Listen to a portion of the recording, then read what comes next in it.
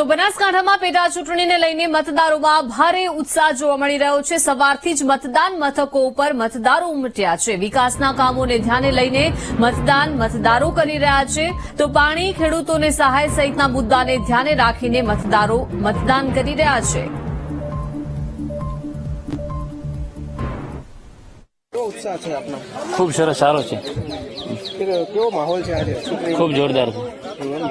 તમે મતદાન કરવા આવ્યા છો કેસો કયા મુદ્દાઓ વિકાસના કયા મુદ્દાઓને લઈને આવ્યા? વિકાસના જે તમામ મુદ્દાઓ છે, પાણીનો પ્રશ્ન હોય અને ખાસ તો નરેન્દ્ર મોદી સાહેબની જે સરકાર છે જે માદા આપણે પડીએ અને ચિંતા એ કરે।